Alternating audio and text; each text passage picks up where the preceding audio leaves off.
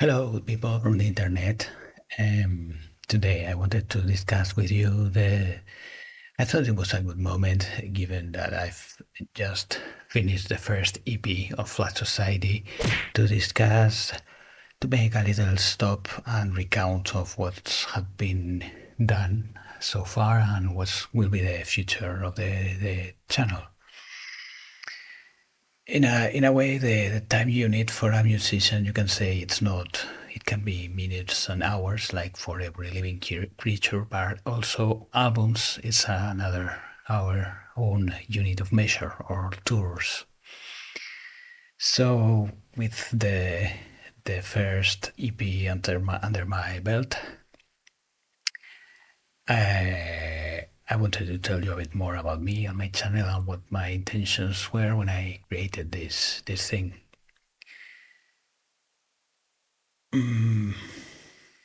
First of all, I want to make clear for everybody to know that I know I'm using YouTube in a way all wrong.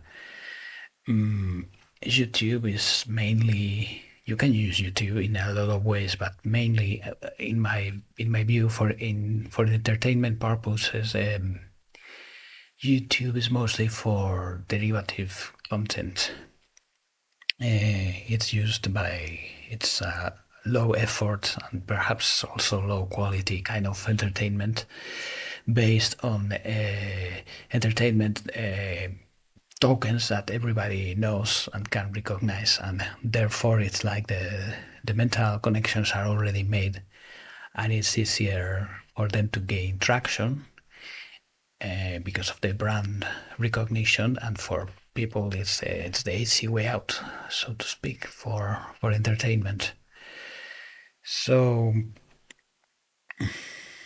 I know, like I say, as a creator of original content, I know YouTube is maybe not the best thing to put yourself out there. I have immediately way more success and way more views if I made something like playing Minecraft with while I tell fart jokes, or something like the Super Mario theme but played with a kazoo or something like that. So therefore, with this in consideration, why the hell am I doing this channel? The main reason for me is it's after considering several options, I found it's the best or the least bad way for me as a musician to sort of close the loop. I think Ian McKay from Fugazi once said it, and I've heard these thoughts in several other places in a similar way, and I strongly believe it. That a song is really only a song once it gets to someone else's ears. Otherwise, it's maybe, I don't know, therapy or a mental sudoku for yourself or something like that. So that's what I mean by closing the loop. That a teeny tiny bit of feedback that I receive sometimes from publishing my stuff in YouTube keeps me functional and it keeps me motivated to keep on creating. Otherwise, this kind of stuff, if you don't have that little validation, you end up being like a madman inside four walls with your mental ruminations. And always, whenever I publish something, the first time there's one like or one comment or something like that, it dissolves a long state of tension previously. It gives some sense to the whole thing. It means I've changed in my little way. My effort has gone to change someone else's life for the better, and that way it's not all absurd, all the drudgery you have to go through to produce songs and videos and the like. That validation, I usually compare it to the banana peel in the Back to the Future 1 and 2 movies. I don't know if you remember that. the first movie was all around getting a, a lightning that was required to to enable the process to return for Marty McFly to return to the future. And then at the end of that first movie, uh, his friend Doc appeared again with a fantastic car that only required this time he went into a garbage can and he just required a banana peel and a few drops of beer and no, yeah, I thought it was a very nice, very humorous way of describing how progress works. So in a way, my DeLorean, given the situation for musicians in general, and that everybody these days and their mother considers themselves a musician just because they have a computer, uh, that's the way I found to like I say to close the loop as a musician and. My DeLorean seems to have evolved, and I can make do with these banana peels of having a certain recognition, knowing that a few pixels in a computer tell me that there's someone else there on the other side, and it's strongly encouraging and strongly validating for me. I didn't used to have this before. Another factor here is that my means for making music are really, really modest. I'm really in a situation where I have way, way, way more time than money. And as a result of this, I'm making in a way more the music I can do than the music that I'd like to do. Is waiting for the necessary resources. So that's another reason because I never expected the big numbers when I came into YouTube. But my offering might be modest, but it's real. Every song I put out there, I mean it. I really mean it in the lyrics and the music. It's not a second-rate project for me. It's just it's like having I have a limited tools, but that doesn't mean electricity. It's the same if you pass it through a very sophisticated circuit, or if you pass it through an ancient machine. I don't know. The offering is real, and sometimes it's received like that, and that makes the YouTube experience worthwhile for me. But like I say, I know I'm using the YouTube in a way I'm using it all wrong, and I'm not expecting the big numbers. I didn't come to this channel with that idea in mind. So with this in mind, what have been the big highlights and surprises for me since I began this weird journey about 7 months ago? Well, the most successful song I've had so far, in my microscopic way, of course, is Alone. Uh, it's a good song I'm proud of. In the making of, I even said and I still think that it might be the best thing I ever write. It came from a moment of real inspiration where I really connected with some of the sources of what's important in a human life, I think, and mine at least, and it seems to connect with people. But it was a bit of a surprise for me. I didn't expect this kind of success, starting starting by the name itself. In a way, it's quite generic. I remember while I was doing the arrangements for the different songs, whenever I came up in Reddit, when someone published a song called Alone, it happened like 2 or 3 times maybe. I thought, oh, not a good sign. One more for the heap. But surprisingly, this song had from the first second had a good reception. The numbers rose way quicker than with other songs. The audio version. I think another thing that might help is that the artwork in this occasion came out pretty nice. I always, for the artwork, I'm not an artist, a visual artist. I'm oral because I'm a musician. That's my main sense. So I generally, now that I am making videos, what I do is I screenshot something that seems colorful from the video and try and make a cover of some type of some kind out of it. And with this one, I think it came out pretty nice, pretty colorful, and something about that image connected with people, like in a way intrigued them and made them check out the song. That's the hypothesis I can come up with. It's funny and it's an example of serendipity because on its side the music video, I think it came out a bit poor. It came and went without much interest in people, I think.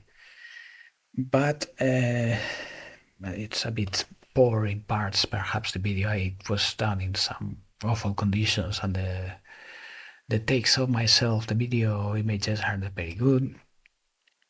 But this screenshot and the visualizer I found for the background, I think they look nifty. They look quite professional for by my standards. And there's something connected with people, and that's the explanation I can find. And the video did okay, and but the funny thing is all the comments in the I've got in that video. I think it's interesting that no, there are not comments whatsoever about the video itself.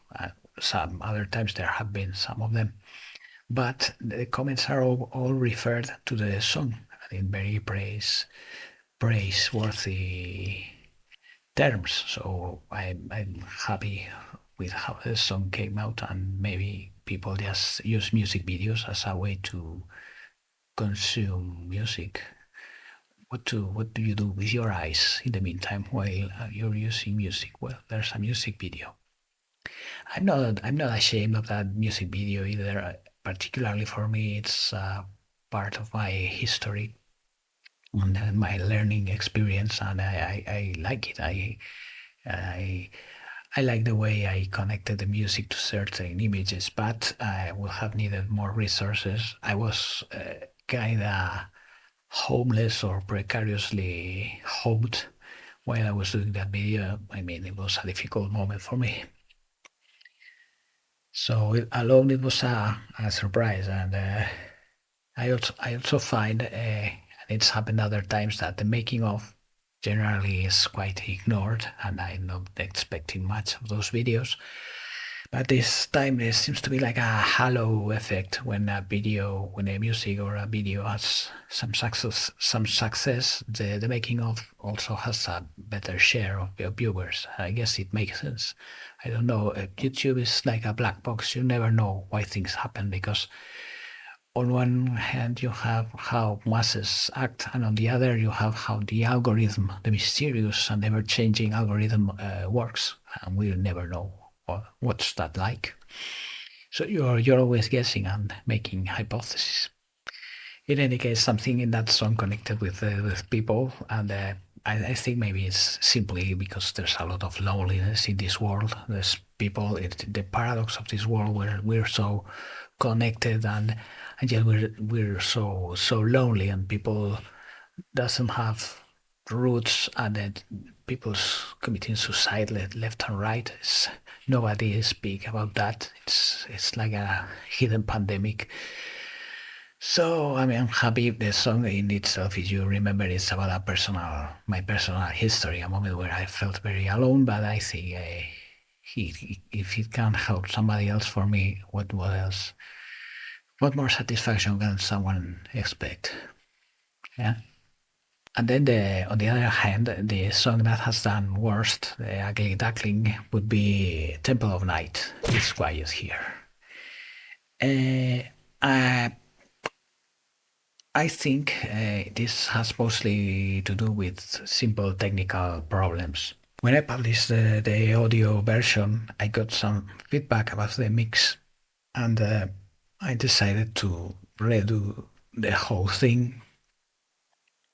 So I had to re-upload the video later, and that's why It didn't work well because of that. I lost all the previous views, but it was interesting for me as an experience. So what happens if you have to delete a video and re-upload it? Well, you lose all the perks, all the previous perks. Well, no problem. And also, when the music video came out, it improved things. I mean, the music video did also quite in the average results I usually get with videos. I return to standard. I also think this song can become like a hidden gem, like one of those things, the most underrated song from Flat Society, uh, because of this. No, and it's another song I'm very happy about. It's like a pastiche, wanting to be uh, with an 80s feeling and with the same conviction that those guys from the 80s who looked even then looked quite ridiculous, but they had this conviction about their feelings. Oh, and I think it came out very nice. And then as for music videos, the video that has done best so far is the latest. You little shit. I think it's as simple as the fact that it's an animated video. As I've been doing videos, naturally the thing that happens is that the low-hanging fruit is scarcer and scarcer, and you have to try out different things. So with this video, I I gave it a very long reflection before starting with the animation video, because with my previous project, Black Sheep Riot, I had done some animation. You can check out the channel if you want to see my primitive efforts. Yeah, I'll leave a link. And I had a problem of the project sometimes got stagnated. And like I said, I'm not a visual creature, and everything visual takes a lot of me. I generally take materials from other people and transform it as good as I can. And there are animation videos that I started before the pandemic and ended after the pandemic. I mean, they tend to stagnate because it's something that I don't feel like doing. So when I decided to do this video, now that I'm forced to regular pace with the YouTube deliveries, I set a rule for myself that I had to be it had to be very fast paced, the development, or I wasn't going to do it. I couldn't fall into the trap of perfectionism, or I would have gone crazy, wouldn't finish the video. For example, a particularly good example for me is the moment at the end of the video with the where the mega crazy cell phone stomps the other. That feat that stops our protagonist is awfully green and pixelated, but in other times I would have reworked it, polished, but there wasn't a way of doing that productively. It was either pixelated food or there's no video, and I faced that dilemma a lot of times during the development. It's like quick and dirty, or otherwise I'm going to stagnate and it's going to happen the same as other times. So that led to some moments I'm very happy with, where I resolve things in a crappy but ingenious way, and I think it adds to a certain charm of the video, a certain DIY charm of the video for those who enter in the game, because that's a matter that's always present in my videos, and I'm very clear about that. I think I'm realistic. For a video to work in a person, there has to happen something called suspension of disbelief. And with my videos, I know they are rough on the edges. They are technically awful. So some people isn't going to reach the suspension of disbelief. So those videos aren't for that people, and I totally understand it. Nothing is for everybody, but it has to be with my own taste and my own formation also. I like things that are rough on the edges. I like punk bands who have recorded their music on a cassette. I don't mind if a song clips here and there if it's a funny song, a rebellious song. So my guess was with this channel, if I started this, was that some people wouldn't give it a chance, but others would find it funny and amusing. So it seems to be the case. I'm getting some views, like I say, my banana peel, and I'm happy. Uh, some people get something out of them. As for the ugly duckling in the videos, I have this splinter in my heart with acid monkeys. That video took a lot to do, a lot of research and a lot of recording, a lot of trying out things. And it hasn't had a lot of views, but it's a relative failure, because at the same time something very peculiar happened with this video is that it's the one that had the biggest and the most warm comments. It's really been very nice for me to receive those comments. The people who saw this video and enjoyed it really is people I feel I could hang out with and go to watch a marathon or Hellraiser or something. I think it's people who get the video, get the joke of the video, and so it's a relative. On one hand, I wish it had more views. I think it deserves it. On the other, it's rough on the edges, and I'm sure lots of people will have seen it. 2 seconds of that, it's this bald guy waving his arms, and maybe haven't even reached the decapitation, or just don't have the sense of humor that makes this funny. So no problem. There's no shortage of other stuff you can see on the YouTube. Also, I like to comment how my first song, "I Am a Man," is still one of the most watched videos, and it causes me a bit of perplexity. I wonder if maybe there's a bit of a novelty effect. I have contradicting feelings, because on one hand, it was a easier video to make. It was just a chroma screen with some stock images and me fooling around in front, but at the same time it means, hey, maybe that means I'm a good frontman if it's a video and just me, and it's interesting to see. So it's a nice feeling. On the other hand, I'm concerned if maybe that good results have to do with the theme of the song, and maybe the song is deceiving, because I just call it "I Am a Man" in my naivete, because I am a human in a land of zombies didn't fit the syllables, and I'm afraid that a lot of people maybe assume that man means male as opposition to woman. And maybe I'm attracting the wrong crowd here. People who say, "Oh, it was time someone let men be the way they used to be and beat up their women and barb in their men caves."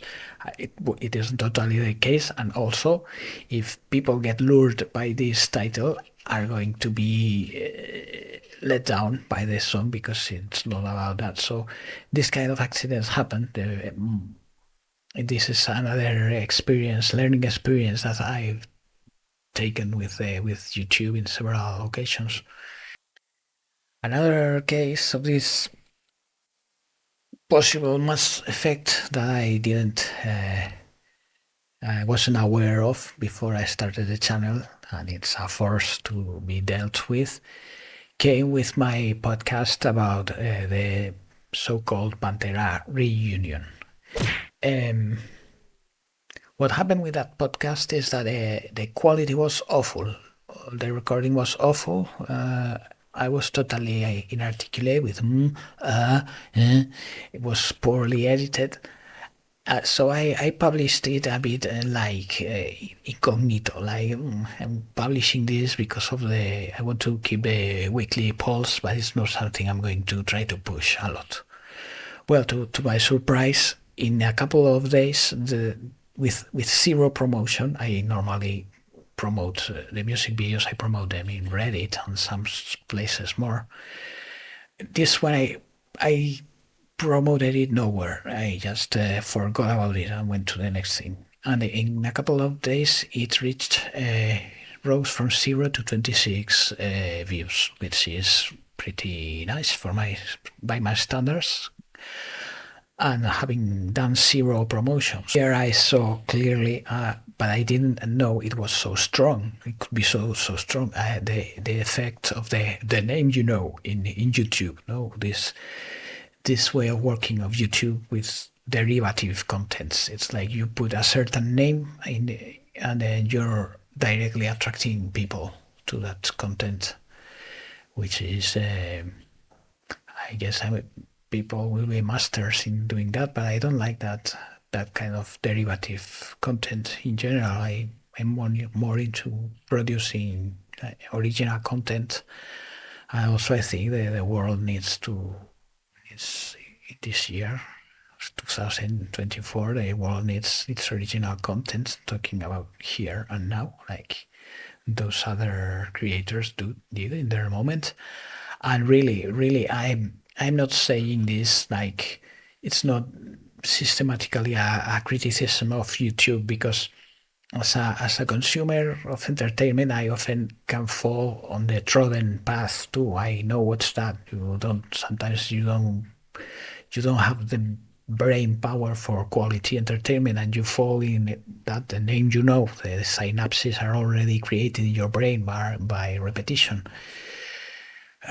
But I really, that's why that little people who's interested in what I'm doing in this channel, I really, you're my heroes, because there's not a lot of people like you, and it's I really thank you. I'm really happy for that, and I'm not going for quantity, because in a way maybe small channels like this are like the 21st century's underground. Not everybody has to be massive. If being massive means doing things like the big names do, I don't want to be Adele or that kind of stuff. Is meaningless for me. So I appreciate the quality over quantity, and it really means a lot to me that there's people interested in what I do, and I know it's not always the easiest thing. So this effect, the name I dealt with it again in a bigger and scarier way with another podcast I made called Alice Cooper's Blunder.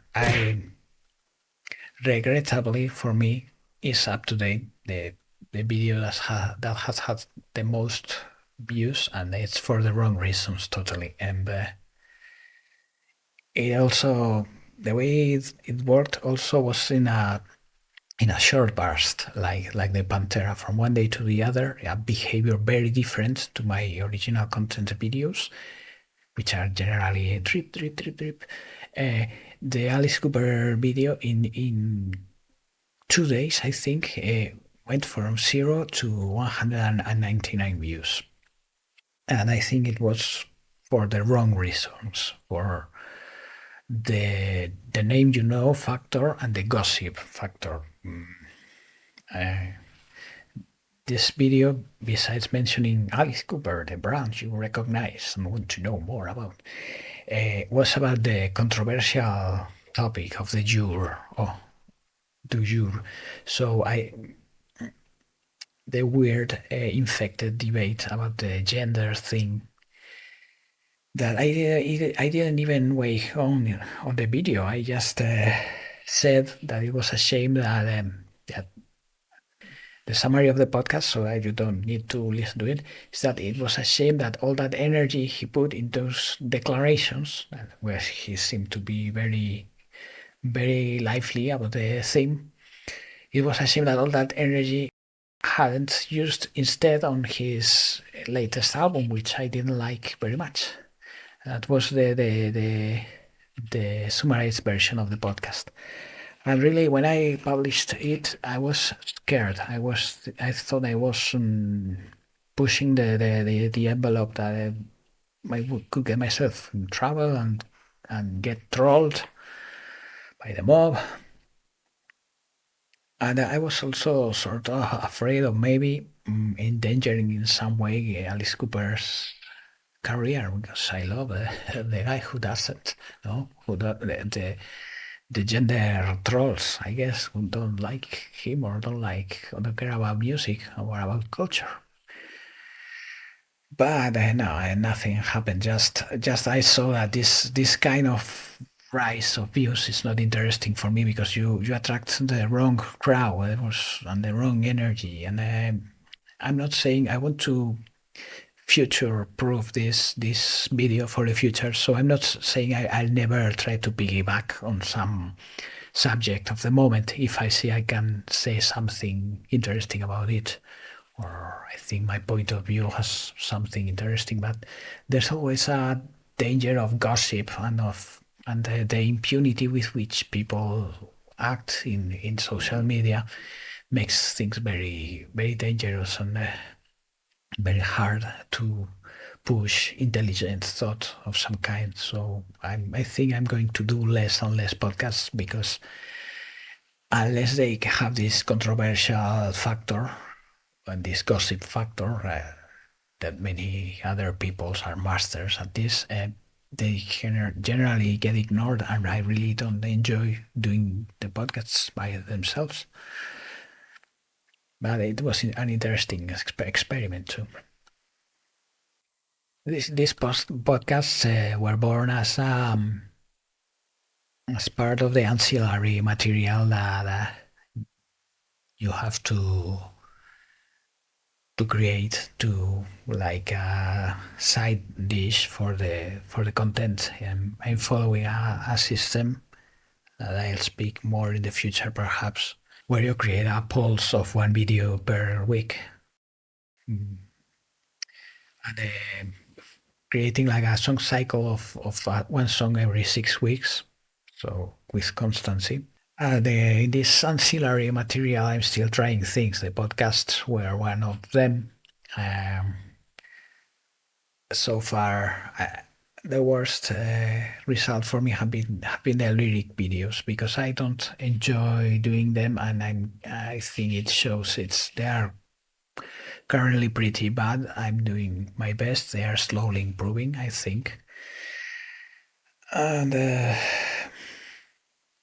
I enjoy a bit more the making of videos, although they get very few views, but I enjoy them doing a bit more, because I like educating people about music, and also I like to talk about my influences. I don't feel like live in a vacuum. Every musician takes from here and from there and loves that and adds to his monster. And I really I enjoy doing that kind of videos. So although they don't have a lot of views, I'm not really sure anybody cares about this kind of educational content. But at the very least, I'm going to keep on doing them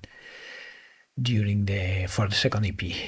I think in general, people of all kinds needs a real musical education. Everybody should play an instrument, for example. Everybody should know what's the rhythm, what's a melody, what's a beat. I think things would be much better, not only for musicians, granted, but for humanity, if people were more in contact with their musical side. Musical education is a disaster, and people has a rotten taste. It's like, and it's, anyways, the level has always been very low. I remember the things they do in schools. and pass as education is pathetic, and then private schools do not improve the thing very much in my view. And also there's a lot of excessive disgusting extreme specialization that doesn't benefit music or the people who do it. And a musician must be a well learned person, like any artist must be a person who listens to all the music in the world, but also watches all the movies in the world, but also reads all the books, and also gets in trouble and travels through all the world. And it's not it drives me nuts how they have turned music in like something that people do with a white coat. Oh, I'm a specialist in these perfect chords. I hate it. It detaches it completely from life. And what I was going with that education, yeah. I try to do this, educate people about music and where that do things come from. I'm with that notion that Oscar Wilde had, that criticism is an art form in itself. I'm sometimes very partial. Perhaps I'm not very. I'm very subjective, but I think it's interesting to creating debate and then discussing things in depth. In this world, we live too much in a world of images. There are not enough concepts and words interchanged, except those silly tweets, the mockery of these little screens. Anyways, I could go on for days with this stuff. It's a bit of a rabbit hole, I guess. So those have been the highlights of the journey so far. Thank you for those who have tuned in. I hope you enjoyed this stuff, and thank you for being there. See you in next adventures. Bye.